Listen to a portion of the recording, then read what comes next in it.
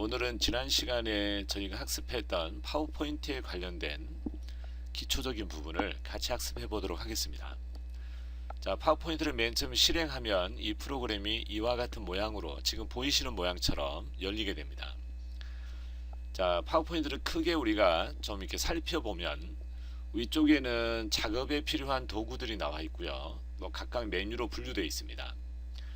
그 다음에 왼쪽에는 슬라이드의 목록을 볼 수 있는 슬라이드 창이 있고요. 자, 오른쪽에는 그 슬라이드의 내용을 볼 수 있는 슬라이드 내용 창이 있습니다. 자, 왼쪽에는 슬라이드의 목록 창이라고 해서 슬라이드의 개수대로 표현되는 목록을 쭉 보여주는 그런 안이 되겠습니다. 슬라이드하고 슬라이드 창하고 중간에 경계선이 보이시죠? 경계선에 마우스를 이렇게 대시면 양쪽 화살표가 나오게 됩니다. 이 상태에서 크기를 오른쪽으로 늘릴 수도 있고 왼쪽으로 줄여 놓을 수도 있습니다. 왼쪽으로 줄여 놓으면 여러 개의 슬라이드를 한꺼번에 목록을 볼 수 있기 때문에 조금 작업하기가 좀 편합니다. 그래서 이 경계선을 마우스를 대고 왼쪽으로 조금 드래그해서 창을 좀 좁혀 놓는 게 좋겠습니다. 그리고 이 슬라이드의 내용은 좀 크게 보고 하는 게 좋겠죠. 그 다음에 슬라이드 내용창 하단에 보면 슬라이드 노트라고 해서 노트가 있는데요. 이 부분은 여러분들이 나중에 발표를 하거나 여기에 별도의 적혀진 내용을 가지고 별도의 출력물을 만들 수 있어요. 발표자용으로 인쇄물을 만들 수가 있다는 뜻입니다. 그래서 프레젠테이션을 하게 되면 이 내용들을 참고해서 발표하는 데 많은 도움이 되겠습니다. 일반적으로는 사용하지 않을 때는 이렇게 경계선에다 마우스를 대시면 양쪽 화살표가 보이죠. 이 상태에서 드래그해서 아래쪽으로 내려서 이렇게 슬라이드 내용창이 확장되도록 이렇게 사용하는 것이 좋겠습니다. 일반적으로 우리가 글자에 관련된 작업을 할 때는 홈 메뉴에서 하고 그 나머지 것들은 필요에 의해서 얘네들을 불러서 이 메뉴에 들어가서 사용하면 되겠습니다. 자, 그러면 이 슬라이드가 종이 한 장의 의미를 갖고 있다면 이 슬라이드의 크기도 있겠죠. 이 크기가 보통은 A4 용지보다는 약간 작은 크기인데요. 자, 디자인 메뉴에 가시면 슬라이드 방향도 있고 슬라이드 페이지 설정을 하는 부분이 있습니다. 이 부분에 들어가셔서 이렇게 지금은 4:3 용지라고 해서 A4보다 약간 작죠. 보면 너비가 25.4cm고 높이는 19.05cm니까요. 원래 A4 용지 크기가 21cm 정도 되나요?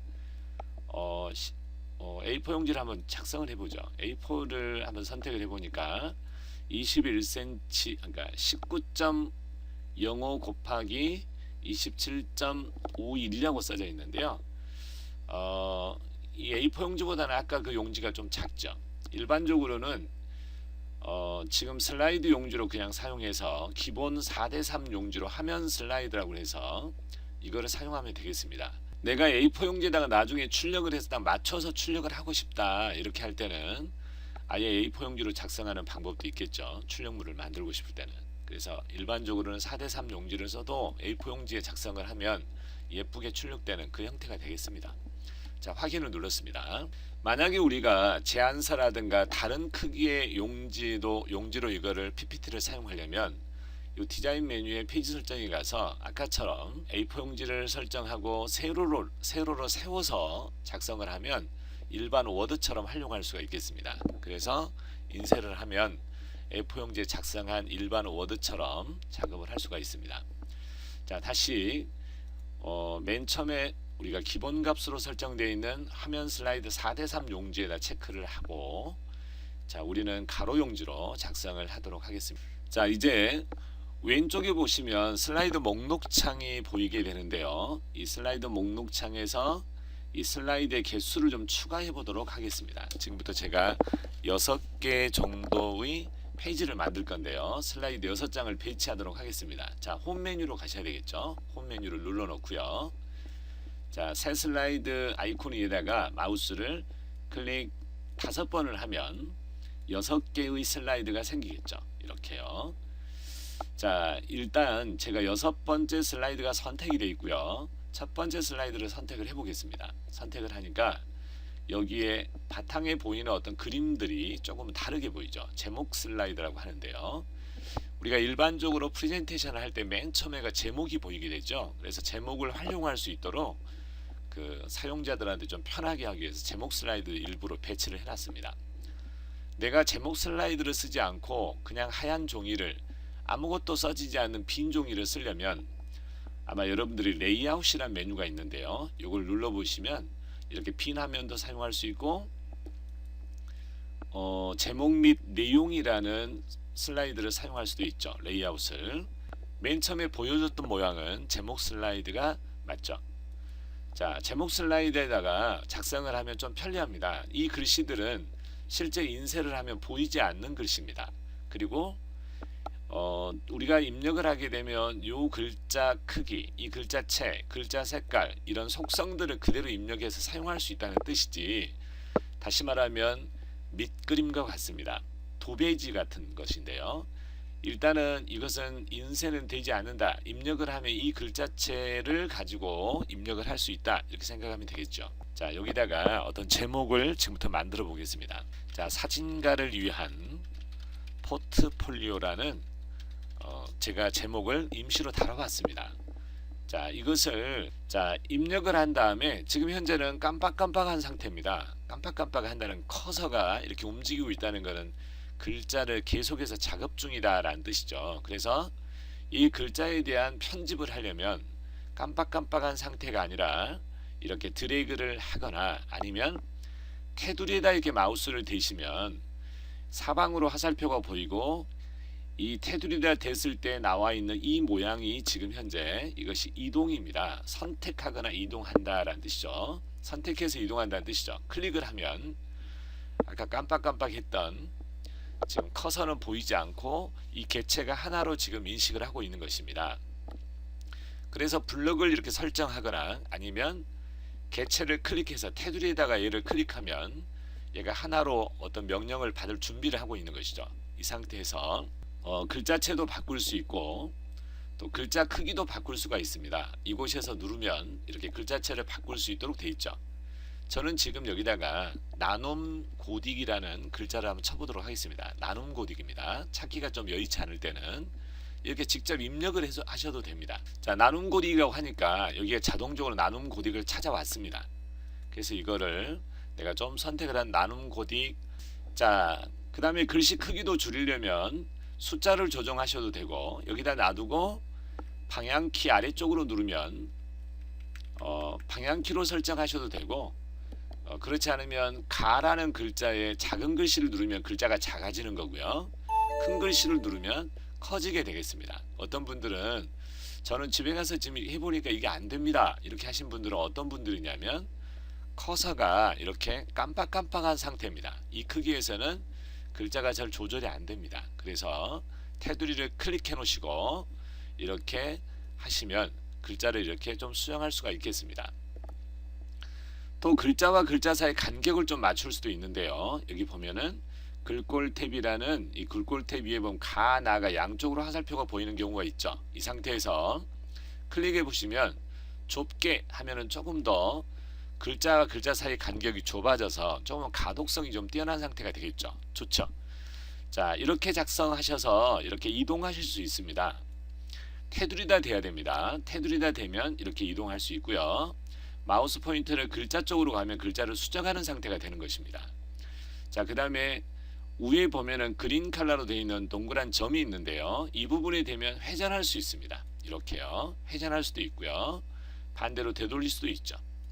자, 이걸 되돌아갈 때는 당황하지 마시고 컨트롤 Z 누르시면 그 이전으로 계속 백이 되겠습니다. 되돌아가기가 된다는 뜻이죠. 자, 이제 테두리에다 다시 대고 아래쪽으로 좀 위치를 잡은 다음에 우리가 이 크기를 박스의 크기를 왼쪽 오른쪽을 같이 줄일 수도 있고 늘릴 수도 있는데요. 이 조절점에다 마우스를 대보면 그래서 가로 크기를 조정할 수 있도록 하시고 그냥 줄이게 되면 한쪽만 줄어들게 되죠. 자, 컨트롤 Z를 누르시고요. 자, 조절점에 마우스를 대시고 컨트롤 키를 누른 상태에서 이렇게 드래그를 하면 양쪽이 줄어들게 되겠습니다. 자, 우리가 컨트롤 키하고 시프트 키하고 알트 키는 계속 누르고 있는 상태에서 하셔야 되고요. 먼저 누르고 나중에 뗀다는 뜻입니다. 마우스를 먼저 떼야 되겠죠. 여기도 마찬가지로 위아래를 줄일 때 컨트롤 키를 누르면 양쪽으로 같이 줄어들기도 하고 늘어나기도 합니다. 자, 이 상태로 만들어서 이거를 이대로 사용할 수도 있고, 내가 이거를 조금 더 예쁘게 꾸며야 되겠다 이렇게 생각하신다면 얘를 선택해 놓은 다음에 이렇게 선택할 때는 선택이 좀 여의치 않으니까 넓게 이렇게 드래그를 해도 선택이 되겠습니다. 자, 이렇게 선택해 놓고 조금 더 예쁘게 꾸미려면 우리가 일명 메이크업 한다고 그러는데요, 이렇게 할 때는 서식 메뉴로 들어가셔야 됩니다. 서식 메뉴로 들어가셔서 이 도형에 관련된 꾸미기도 할 수 있고 글자를 꾸밀 수도 있습니다, 이쪽에서. 그래서 우리가 도형을 꾸미고 싶으면 여기다 가만히 대보면 테두리가 생성이 되죠. 여기 써져 있는 대로. 이것만 있을까요? 옆에 오른쪽 하단에 보면 화살표가 보이시죠? 눌러보시면 얘네들을 대면 이렇게 여기에 있는 색상이 자동적으로 반영되도록 이렇게 먼저 보여주고 있습니다. 누르지 마시고 대보기만 해도 되겠죠. 자, 나는 안 하려면 밖으로 그냥 빠져나오면 그걸 적용하지 않는 상태가 되겠죠. 자, 이제 저는 여기 오른쪽에 있는 글자에 관련된 것을 조금 여기다 꾸며보도록 하겠습니다. 이것도 마찬가지로 가만히 대보면 그 스타일이 반영된 거를 볼 수 있죠. 자, 누르지 말고 가만히 대고만 있어도 어떤 변화를 주는 것인지에 대해서 볼 수가 있는 것이죠. 자, 이렇게 만들었습니다. 이거를 조금 모양적인 변경을 줘보겠습니다. 여기 텍스트 효과라고 있는데요, 이 부분에 화살표를 또 활성화시키고 이 부분에서는 그림자도 생성할 수 있고요, 그림자도 가서 보면 어떤 그림자가 생성이 되는지 여러분들이 아마 누르지 말고 대보기만 해도 이렇게 위에다 올려놓기만 해도 변화를 볼 수 있습니다. 그래서 이런 것들을 자주 만져보시면 아마 여러분들이 예쁜 PPT 화면을 PPT 작업을 할 수 있지 않을까라는 생각이 듭니다. 반사도 마찬가지로 반사 기능을 반영하고 보여주는 모습이 되죠. 자, 네온에도 들어가도 네온도 색깔이 이렇게 네온처럼 빛이 나는 효과를 줄 수가 있습니다. 입체 효과도 여기다가 조금 더 3차원의 입체 형상을 좀 구현할 수가 있죠. 이런 것들을 보시면, 자, 이런 것 하면 글씨가 좀 이렇게 오목하게 들어간 것처럼 보이잖아요. 자, 그 다음에 텍스트 효과에 가서 변환으로 가서 보시면 변환은 이렇게 그 글자가 어떤 모양으로 다시 한번 좀 트위스트하는 모양이 보여지죠.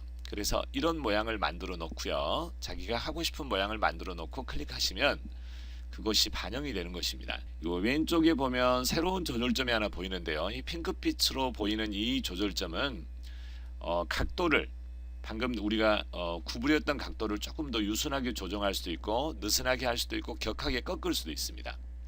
자, 전체 크기를 조절하면 글씨가 전체 크기로 조절한 것만큼 이렇게 또 보이기도 하죠. 자, 여기서 우리는 그림자만 빼버릴 수도 있습니다. 테두리가 선택이 된 상태에서 텍스트 효과에 들어가면 그림자란 부분이 있죠. 여기에 그림자 효과만 가만히 없애주면 이렇게 그림자만 빠지게 되고요, 그림자가 있는 상태에서 조금 더 디테일한 작업을 하고 싶으면 그림자 옵션이라고 있습니다. 이 옵션에 들어가셔서 이 그림자에 대한 옵션을 투명도라든가 크기라든가, 이 크기가 조금 더 작아지면 좋겠죠. 한꺼번에 많이 움직이지 말고요, 숫자를 한 단계씩 낮춰보시면 그림자가 크게 되기도 하고 작게 되기도 하는 것입니다. 100% 정도 하면 될 것 같은데요. 그리고 여기 투명도라고 있습니다. 투명도를 조정하시면 이 투명도가 약해지기도 하고 진해지기도 하는 것입니다. 흐리기도 마찬가지죠. 이런 것들을 여러분들이 자주 해봄으로써 여러분들이 파워포인트 화면들을 만들 수 있습니다. 이 파워포인트는 내가 가지고 있는 생각을 잘 정리해서 보여줌으로써 그 전달되는 효과를 극대화시키기 위해서 이런 파워포인트라는 프로그램을 활용하는 것이죠. 그래서 여러분들이 이것을 만들기 전에 내가 어떤 식으로 전달할 것인지 내용도 좀 다듬고 모양도 좀 다듬어서 같은 내용을 전달하더라도 100% 이상 200% 전달되도록 여러분들이 조금 생각을 하셔야 되겠습니다. 자, 이렇게 보니까 글씨가 다시 느슨해졌죠. 글씨를 다시 좀 좁혀 놓으려면 홈 메뉴에 들어가서 여기 글자를 매우 좁게 이렇게 하셔도 되고요, 좀 가독성이 좀 좋아졌죠.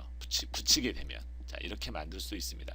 조금 더 이제 잘 만들려면 여러분들이 이거 말고도 다른 방법들이 굉장히 많은데 한 가지를 여러 번 연습해 보면 자기가 그 능력이 만들어집니다. 그렇게 해서 여기다가 이렇게 글씨를 써서 어떤 전달되는 단체라든가 이름을 쓸 수도 있겠죠. 여러 가지 방법을 조절을 했습니다. 제가 연습을 해 보시고요. 자, 이 글씨체도 고칠 수 있다고 그랬죠. 이 글씨체도 고칠 수가 있는데요. 글씨체를 일일이 선택하셔도 되겠죠. 이걸 들어가서 이거 눌러보시면 글자의 목록이 나왔으니까요. 글자체가 여러분들은 많이 없을 수도 있는데요.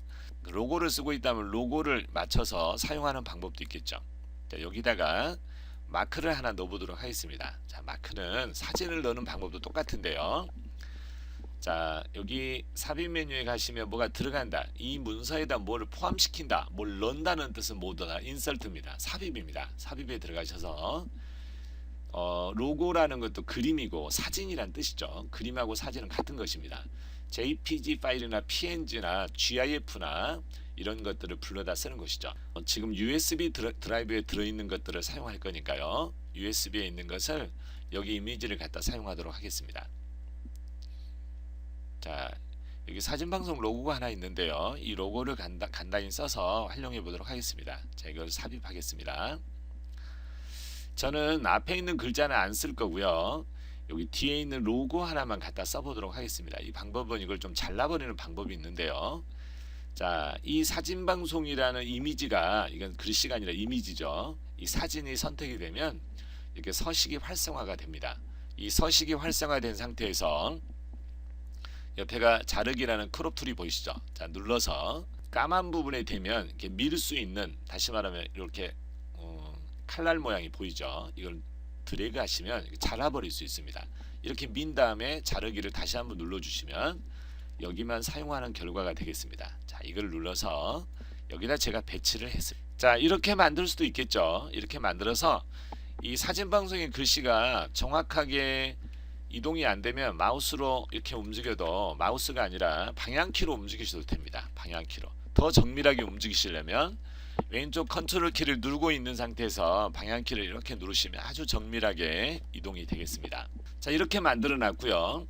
여기다 조금 더 예쁜 그림을 하나 더 만들어 봐야 되겠다. 이렇게 한다면 여기다가 장식을 좀 할 수 있습니다. 디자인 메뉴에 들어가는 게 아니라 삽입으로 들어가서 도형을 하나 만들어 보겠습니다. 이 도형을 제가 이게 사각형 도형인데요. 방금 선택한 게 사각형입니다.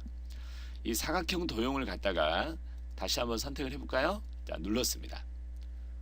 해제가 됐네요. 자, 눌렀고요. 여기다가 이렇게 만들어서 이렇게 내용을 만들 수도 있습니다. 근데 이것을 조금 더 예쁘게 만드는 방법은 내가 내 마음대로 어떤 곡선을 주거나 추가로 보정하려면 이 도형을 좀 편집을 해야 되겠죠. 언제든지 우리가 1차적인 작업 위해서 2차적으로 좀 메이크업을 하려면 서식 메뉴로 들어가는 것입니다. 그래서 이 도형을 조금 더 편집을 해보겠다라는 뜻입니다. 점 편집이라는 게 있습니다. 점 편집. 자, 점이 사각형으로 찍혀 있죠. 근데 오른쪽에 있는 걸 점을 좀 이동해 보겠습니다. 이렇게 이동할 수 있죠. 드래그 하면. 자, 까만 점은 조절점이고요. 그 다음에 이렇게 까만 점을 누르게 되면 흰색 점이 생성이 되죠. 이 흰색 점은 추가 조절점이다. 그래서 우리가 손잡이라고 일명 말하는데요. 손잡이에다 가만히 위에다 대고 나면 이렇게 움직일 수 있습니다. 이렇게 움직여서 곡선을 만들 수가 있어요. 그 다음에 여기도 마찬가지로 여기다 점을 찍어서 쿡 찍으면 또 손잡이가 생기겠죠. 그럼 이걸 갖다 눌러서 이런 식으로 어떤 모양을 만들 수가 있는 것입니다. 자, 밖에다 누르면 선택된 것들이 해제가 됐고요. 점 편집이 여기다 글씨, 여기다가 어떤 색깔을 부어 보도록 하겠습니다. 이것도 마찬가지 선택을 한 다음에 서식 메뉴로 가셔서 이제 우리가 도형 채우기를 색깔로 이렇게 수정하셔도 되고요. 여기다가 이 단색이 좀 싫으면 어떻게 해야 되겠죠? 여기 아래 가면 그라데이션이라는 애가 있습니다. 그라데이션. 먼저 색상을 하나 선택하겠습니다. 선택을 하고 다시 채우기에 들어가서 그라데이션을 누르게 되면 이렇게 선택이 되는 것입니다. 이렇게요. 자, 우리는 여기서 그라데이션에 대해서 입체 효과를 조금 더 서서히 변해가는 것을 농도를 좀 조절하고 싶습니다. 다시 들어가겠습니다. 자, 그라데이션 하단에 보면 이렇게 이런 것들을 선택한 다음에 기타 그라데이션으로 들어가면 추가 조절이 가능합니다. 자, 이 상태로 두시고요. 그라데이션 채우기라고 들어와 있죠. 여기에 잉크를 붓겠다라는 뜻입니다. 이 부분에다가. 그리고 깡통에 있는 색을 조금 진한 색으로 조정해 보겠습니다. 이렇게요. 자, 두 번째 컬러는 놔두고요. 세 번째 컬러만 제가 흰색으로 아예 빼버리겠습니다. 흰색으로. 이렇게요. 여기도 중간색으로 조금 더 줄여볼까요? 이쪽 색으로. 그러면 이렇게 줄어들게 됐죠. 자, 그리고 이 각도가 있는데요. 이 각도를 이렇게 돌리면 각이 서서히 바뀌면서 어떤 색의 분포도가 좀 바뀌는 것을 볼 수 있죠. 이런 것들을 적절히 조정하시는 게 이거는 개인적인 안목이니까요. 이렇게 조정하셔서 여기에 있는 것을 그림자만 약간 줘보도록 하겠습니다. 선도 선이 있죠. 선색에 들어가서 선을 없애겠습니다. 이렇게 할 수 있어요. 선을 없앨 수 있어요. 그 다음에 그림자에 들어가서 그림자를 입체적으로 이게 위쪽으로 그림자가 가면 좋겠다. 그래서 이런 것들 대각선 위쪽으로 선택을 하면 이렇게 점이 지금 이렇게 입체적으로 위쪽으로 보이죠. 그 다음에 투명도가 너무 지금 강하면 입체적인 것이 색깔이 너무 강하니까 이걸 좀 빼도록 한 70%, 80% 정도 할까요? 여기는 75%로 하겠습니다. 자, 그 다음에 닫기 하겠습니다. 그러면 얘처럼 입체적으로 좀 부드럽게 이게 만들어졌죠. 이런 식으로. 자, 이거를 하나 더 만들 수도 있습니다. 자, 컨트롤 키, 이거 복사하는 방법입니다. 자, 이 개체를 선택한 상태에서 컨트롤 키를 눌러야죠. 누르고 이렇게 드래그를 해서 쭉 올리면 컨트롤 키를 누르고 돌리면 얘가 복사가 하나 더 만들어집니다. 이 상태에서 회전하겠습니다. 얘를 회전하는 것입니다. 선택된 것을. 자, 회전하게 되면 상하로 회전을 할 수가 있고요. 얘처럼 이렇게요. 자, 이거를 좀 더 늘릴 수도 있겠죠. 이렇게 내리면 되겠죠. 이렇게. 그 다음에 이것도 조절을 해서 조금 더 안으로 넣어줘도 되고요. 밖으로 빼줘도 되겠습니다. 이렇게. 자, 이 크기는 우리가 좀 조절을 해보시면 마음대로 응용이 가능합니다. 이 상태에서. 이렇게 해서 만들 수도 있는 것입니다. 이 글씨를 좀 빼보겠습니다. 아래쪽으로. 이렇게. 그 다음에 사진 방송도 이걸 하나씩 움직이면 되게 어렵잖아요. 그래서 제가 컨트롤 Z 눌렀죠. 방금. 이렇게 드래그 한 다음에 이걸 같이 내리면 같이 내려가겠습니다. 이런 식으로 제목을 좀 만들어 보시면 좋지 않을까요? 자, 일단 제목 페이지를 만드는 것을 이와 같이 만드는 방법을 여러 번 연습하시면 이거보다도 훨씬 더 예쁘게 멋지게 만들 수 있으세요. 그런데 여러분들이 많이 연습을 하고 자기만의 어떤 독창적인 구성을 하게 된다면 더 멋진 제목 페이지를 만들 수 있을 걸로 생각합니다. 여러분 사진을 여기다 넣으셔도 됩니다. 사진 넣는 방법만 잠깐 한번 해보시면 바탕에다가 사진을 한번 넣어보고 싶다 한다면 이 바탕에서 오른쪽 버튼을 눌러서 배경 서식을 들어가게 됩니다. 자, 배경 서식을 들어가게 되면 제가 이 그림을 가져올 수가 있는데요. 자, 여기 보면 채우기라고 있고요. 채우기에서 그림 또는 질감 채우기라고 있습니다. 이걸 누르게 되면 내가 직접 그림을 가져올 수가 있죠. 자, 파일 메뉴를 누르고요. 제가 작성해 놓은 리사이징이 된 거를 넣으시는 게 좋겠죠. 한 1024픽셀로 줄여놓은 거요. 1024-768이라고 있죠. 그래서 773도 괜찮고요. 가로 크기가 1024 정도가 되면 좋을 것 같은데요. 자, 삽입. 자, 여기서 닫기를 했습니다. 그럼 이 그림이 지금 들어간 상태가 됐잖아요. 우리가 어떤 그림이 들어가냐에 따라서 여기에 있는 아마 제목 페이지에 이런 구성하고 있는 내용들이 달라져야 되겠죠. 이거하고 좀 어울리지 않아서 다른 그림으로 바꾸겠습니다. 오른쪽 버튼 누르고요. 배경 서식이요. 다시 한번 파일로 들어가서 이번에는 이 그림을 가져오도록 하겠습니다. 사진인데요. 이 내용을 확인을 눌렀습니다. 자, 어떻습니까? 내용이 좀 바뀌었죠? 이런 식으로 해서 안에다가 배경에다가 이런 사진을 넣어줄 수도 있겠습니다. 이 사진이 어떤 것이 들어가냐에 따라서 이런 어떤 밖에 있는 구성들은 좀 바꿔야 되겠죠. 내용들을. 자, 이 글씨를 옮길 수 있어요. 테두리를 눌러서 테두리를 이렇게 움직이면 움직일 수 있습니다. 이거 좀 적게 만들 수도 있죠.